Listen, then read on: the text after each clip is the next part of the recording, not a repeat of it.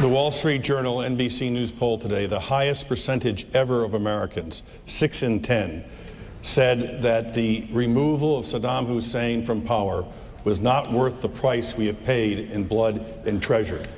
Every Democratic excuse me please. The Democratic nominee will go to the country and say, the war in Iraq is a bad idea, not worth the price in blood and treasure, and we should get out. I want each of you to take 30 seconds.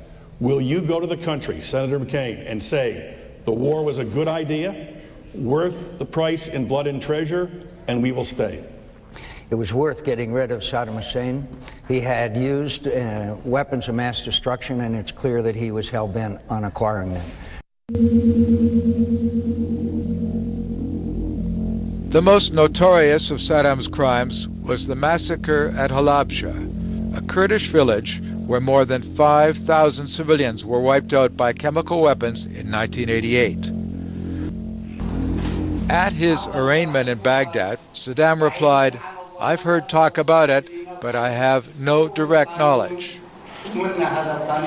Ironically, in 1988, the reaction of many Western leaders to news of Halabja was equally vague. Instead of denouncing it, the United States first blamed Iran, anything to avoid condemning Saddam Hussein. Donald Rumsfeld, a private citizen, met with Saddam Hussein as a political envoy of the Reagan administration on December 20th of 1983. It is a little-known fact that he was also president and CEO of the G.D. Searle Pharmaceutical Company. According to Howard Teicher, author of Twin Pillars to Desert Storm, he and Rumsfeld traveled to Baghdad on December 17th in order to lay the groundwork for the presumption of full diplomatic relations between the United States and Iraq. Prior to that time, Iraq was on the known list of terrorist countries. Iraq invaded Iran in September of 1980. It is important to note that the ban on the sale of weapons was in force until 1982, when it was lifted with the strong objections from Congress.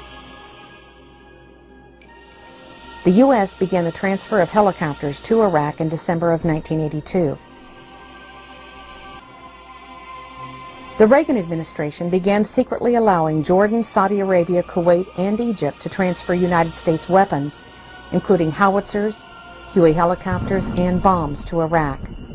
These shipments violated the Arms Export Control Act.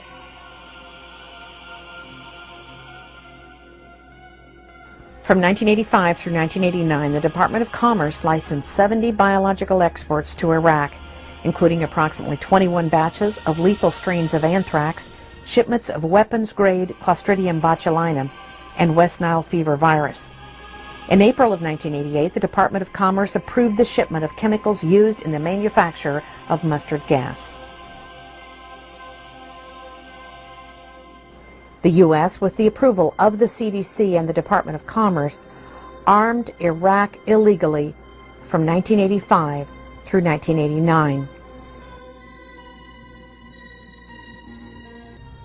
Governor Huckabee, was the war a good idea, and is it worth the cost in blood and treasure? I supported the president when he led us into this, as did the Democrats. And I think we owe him not a lot of scorn. We owe him our thanks that he had the courage to recognize there was a potential of weapons of mass destruction, and rather than wait until we had another attack, he went and made sure that it wasn't going to happen from Saddam Hussein. Now everybody can look back and say, oh, well, we didn't find the weapons. Doesn't mean they weren't there. Just because you didn't find every Easter egg didn't mean that it wasn't planted. Charles Dulfer is here. He is the former head of the Iraq Survey Group, the mission sent to Iraq to find weapons of mass destruction. He's also the author of the Dulfer Report, which concluded that by the end of 1991, Saddam had completely destroyed his arsenal of WMD. Did he ever have weapons, nuclear weapons? No. He came very close before the 1991 war. What do you think happened to his weapons of mass destruction that you didn't find when you went there? It became clear that in 1991, Saddam... Not nuclear, but others. The others as well. He made a decision that his highest priority was to get out of sanctions. Everything else he would pursue on a non-interference basis. He did not get rid of all his production equipment right away. He got rid of most of his weapons in 1991, but he successively got rid of those items which he was prohibited from having, the production facilities, documents, those sorts of things, as he learned that the UN inspectors were going to become more persistent. So there was a bit of a cat and mouse game which really went through 1995, 1996. By the end of 1995 and 1996, he really had gotten rid of all of the things basically that were prohibited.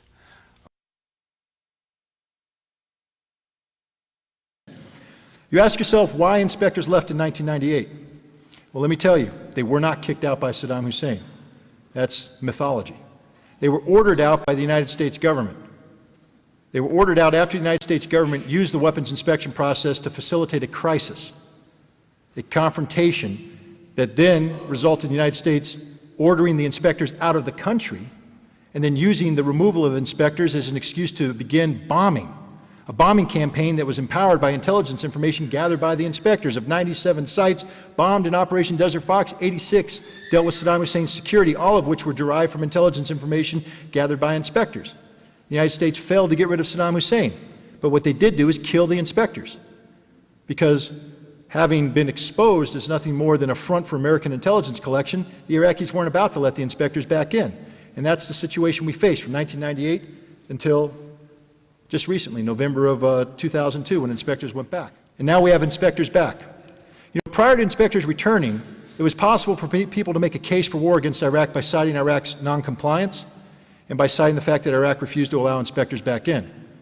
But today, that case simply can't be made. As I said, we did a pretty darn good job from 1991 to 1998. We fundamentally disarmed Iraq. Now, people say, well, Iraq could have done a lot of things from 1998 to 2002. Indeed, they could have, but you know, inspectors are there right now.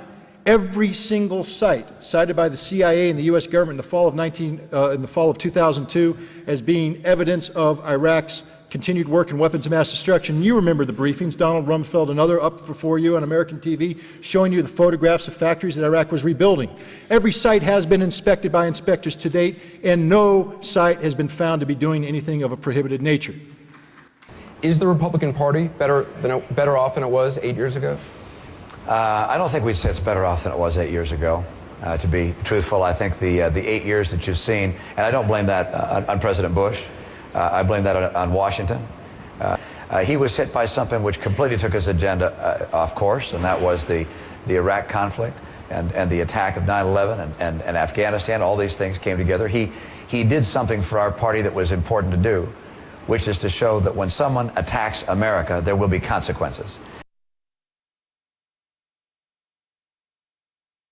When you look back at that period and all the charges about a link between Saddam and terrorism and a link between Saddam and Al-Qaeda, not 9/11, but Saddam and Al-Qaeda, what did you discover and what do you believe? My experience with the Iraqis and with the Iraqi regime, and in many ways I understood the Iraqi regime better than I did Washington. I spent a lot of the time in the 90s there. It made no sense to me that Saddam, given his priorities and the way he operated, would lend support in any kind of a way to an organization he didn't control, to include Al-Qaeda. For Saddam to materially support someone like Osama bin Laden just made no sense to me. It's not that Saddam was a good guy, it's simply that he was a control freak. He wanted to control... And he was a secular person, not a religious zealot. And he understood that if one of these characters ran off and did something, that Iraq would get blamed for it.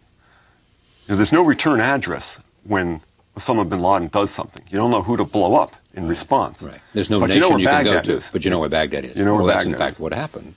Which is, to a certain extent, they used 9/11 as an opportunity. Congressman Paul, was the war a good idea, worth the blood and treasure that we have spent? It was a very bad idea, and it wasn't worth it. The Al-Qaeda wasn't there then. They're there now. There were no weapons of mass destruction, had nothing to do with 9/11. There was no aggression. This decision on policy was made in 1998 under the previous administration because they called for the removal of Saddam Hussein. It wasn't worth it. And it's a sad story because we started that war, and we should never be a country that starts war needlessly.